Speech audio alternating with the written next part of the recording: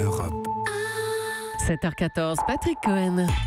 Le vrai faux de l'info avec vous, Géraldine Wostner, et beaucoup de questions après la tuerie de Marseille. L'homme qui a sauvagement assassiné 2 femmes était un clandestin connu pour des faits de délinquance. Il venait d'être interpellé à Lyon. Aurait-il dû être expulsé? Le vice-président du Front National, David Rachlin, en est convaincu.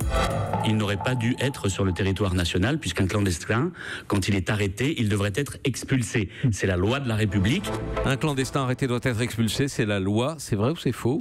C'est beaucoup plus complexe que cela, car le Code d'entrée et de séjour des étrangers, qui est les textes de loi qui s'appliquent, n'impose rien au préfet. L'article L511 est clair, un clandestin peut être expulsé du territoire sur décision administrative, mais ce n'est pas une obligation et une liste assez longue de conditions doivent être remplies. La Cour européenne des droits de l'homme, par exemple, impose depuis 1998 la notion d'étranger protégé. Les parents d'enfants nés en France, par exemple, les malades, ceux qui résident depuis 10 ans sur le territoire sont inexpulsables, sauf menace impérieuse à la sûreté de l'État. Ensuite, pour qu'une expulsion soit possible, restent 2 impératifs. Il faut connaître l'identité de la personne de façon certaine et il faut que son pays accepte de la recevoir. Or, on sait que dans le passé, le tueur de Marseille avait donné de fausses identités. Dans ce cas, c'est l'impasse. Et si ce n'était pas le cas il y a quelques jours à Lyon, les vérifications prennent du temps.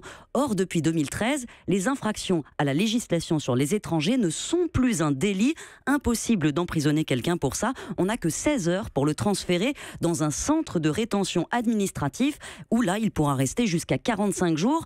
Or, ça ne suffit souvent pas pour obtenir un laissez-passer du pays d'origine. Et ces centres sont saturés. Il n'y a que 2000 places en France. Ça explique pourquoi moins de 15% des obligations de quitter le territoire prononcées à destination de pays tiers sont exécutées. Est-ce que c'est différent si le clandestin est un délinquant? Ça dépend. La loi prévoit, c'est vrai, que lorsqu'un étranger commet un délit, le juge peut prononcer une peine d'interdiction du territoire français, mais toutes les infractions ne sont pas concernées, même s'il y en a plus de 200. Un vol à l'étalage, par exemple, n'est pas suffisant, ne peut pas expulser quelqu'un pour ça. Et comme cette double peine est facultative, elle n'a rien de systématique et reste à la discrétion des juges. En 2015, les tribunaux ont prononcé 1917 interdictions du territoire français, un chiffre qui décroît chaque année. Le ministère n'a pas su me dire hier combien avaient été exécutés, mais en 2012, un gros tiers ne l'était pas.